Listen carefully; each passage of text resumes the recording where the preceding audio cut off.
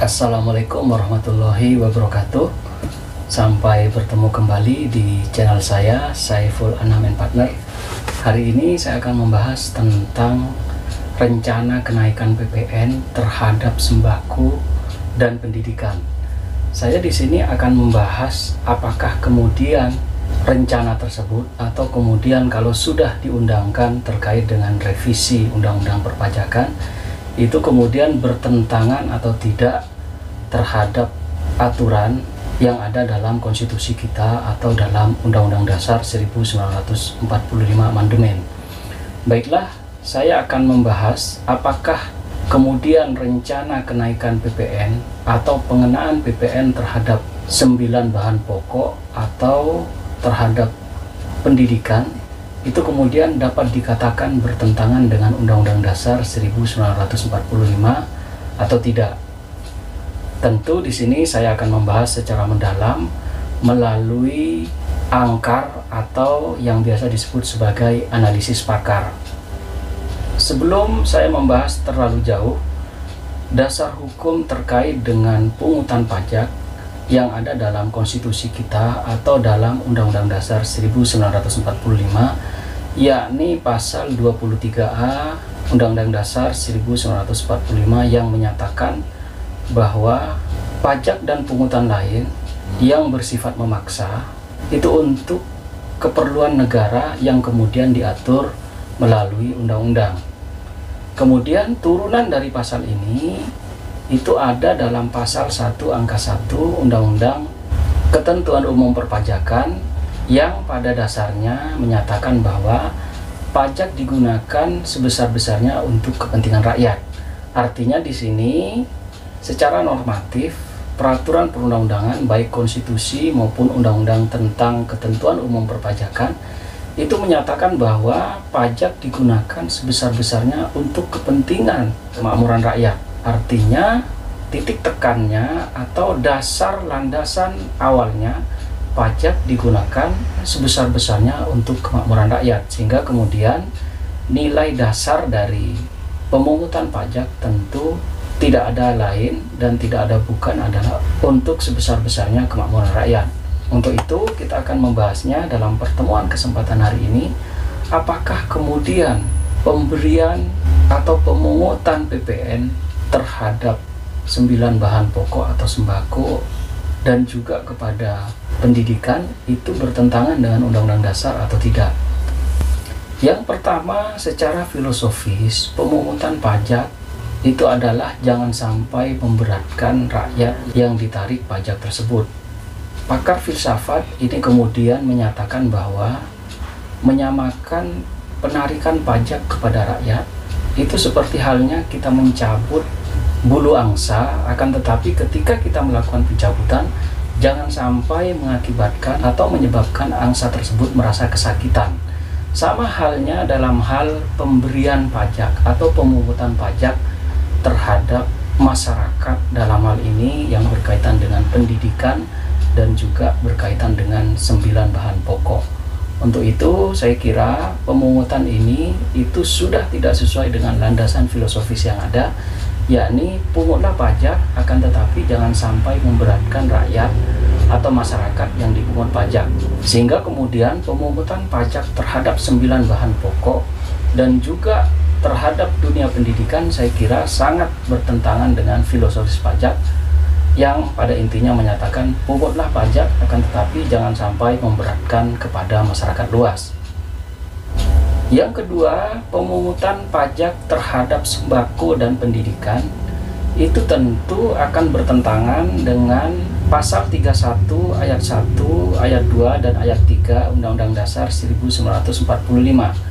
Kenapa kemudian berpotensi bertentangan dengan pasal 31 ayat 1, ayat 2 dan ayat 3? Karena kita tahu itu dalam konstitusi telah digariskan, telah disebutkan bahwa seluruh masyarakat atau setiap warga negara berhak untuk mendapatkan pendidikan. Kemudian disebutkan atau ditegaskan dalam pasal 2, setiap warga negara itu wajib mendapatkan pendidikan dan negara wajib bertanggung jawab terhadap pendidikan yang berkualitas dan negara wajib membiayainya. Artinya di situ ada kewajiban dari negara untuk kemudian bertanggung jawab terhadap pendidikan yang diselenggarakan baik negeri maupun swasta. Selain itu, negara itu wajib memberikan dukungan 20% dari APBN dalam setiap penyelenggaraan pendidikan, baik pendidikan dasar, menengah, maupun perguruan tinggi. Untuk itu, menurut saya, kebijakan untuk memberikan atau penarikan pajak terhadap dunia pendidikan itu sangat bertentangan dengan pasal 31 ayat 1, ayat 2, dan ayat 3 Undang-Undang Dasar 1945. Kemudian yang ketiga, terhadap penarikan pajak atau pemberian pajak terhadap sembako atau 9 bahan pokok itu tentu sangat bertentangan dengan pasal 33 ayat 3 yang menyatakan bahwa bumi, air, dan kekayaan yang terkandung di dalamnya itu dikuasai oleh negara dan digunakan sebesar-besarnya untuk kepentingan rakyat. Artinya di situ 9 bahan pokok ini merupakan hal yang dikuasai oleh negara dan penggunaannya itu digunakan sebesar-besarnya untuk kemakmuran rakyat.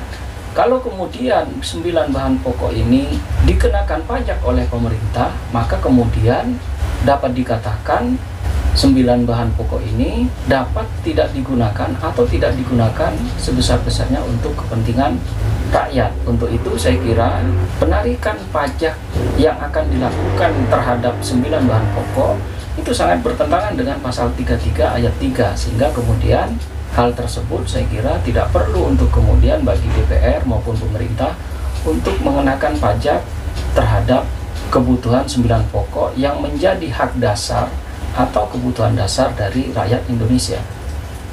Kemudian yang keempat, itu juga diatur dalam konstitusi kita atau dalam Undang-Undang Dasar 1945, yakni pasal 28H ayat 4 yang menyatakan bahwa negara tidak boleh sewenang-wenang dalam hal mengambil hak pribadi yang dikuasai oleh siapapun. Untuk itu, dalam hal penarikan pajak, itu diharapkan tidak melakukan kesewenang-wenangan terhadap rakyat, terhadap hal-hal yang menjadi hak dasar, dalam hal ini sandang, pangan, dan dunia pendidikan yang saya kira itu sangat dibutuhkan oleh rakyat, sehingga kemudian negara itu harus hadir memberikan perlindungan, bukan malah kemudian menarik pajak terhadap kebutuhan-kebutuhan yang menjadi hak-hak dasar rakyat Indonesia. Untuk itu, menurut saya, penarikan pajak terhadap 9 bahan pokok maupun terhadap dunia pendidikan itu akan bertentangan dengan pasal 28H ayat 4 Undang-Undang Dasar 1945. Kemudian yang kelima atau yang terakhir adalah kita tahu secara sosiologis banyak kemudian masyarakat yang melakukan penolakan terhadap akan dikenakannya pajak terhadap kebutuhan 9 bahan pokok maupun terhadap dunia pendidikan. Untuk itu, tentu hal ini merupakan sebuah penolakan yang harus didengar oleh Dewan Perwakilan Rakyat kita, juga tentu bagi pemerintah, dalam hal ini Presiden Republik Indonesia yang tentu pasca reformasi Presiden dan Wakil Presiden itu dipilih langsung oleh rakyat. Untuk itu saya kira DPR, Presiden, dan juga lembaga-lembaga terkait lainnya itu harus mendengarkan aspirasi rakyat dan memperjuangkan aspirasi rakyat, dalam hal ini adalah terkait dengan penolakan penarikan pajak terhadap kebutuhan 9 bahan pokok dan juga terhadap dunia pendidikan kita. Untuk itu saya kira baik secara filosofis, secara yuridis, dan secara sosiologis, penarikan pajak terhadap 9 bahan pokok dan juga terhadap dunia pendidikan kita itu sangat bertentangan, baik yang diatur dalam peraturan perundang-undangan maupun landasan filosofis pengenaan pajak, dan juga secara sosiologis yang ada di lapangan. Masyarakat banyak menolak terkait dengan rencana penarikan pajak terhadap 9 bahan pokok dan juga terhadap dunia pendidikan kita. Untuk itu saya kira DPR kita itu harus mengaspirasikan apa yang menjadi aspirasi rakyat. Selain itu juga bagi pemerintah, dalam hal ini adalah Presiden, itu harus lebih mementingkan kepentingan rakyat daripada kepentingan sesaat yang justru akan mengakibatkan kerugian yang lebih besar kepada seluruh rakyat Indonesia. Saya kira cukup sekian pembahasan yang dapat saya sampaikan. Kurang lebihnya mohon maaf. Assalamualaikum warahmatullahi wabarakatuh.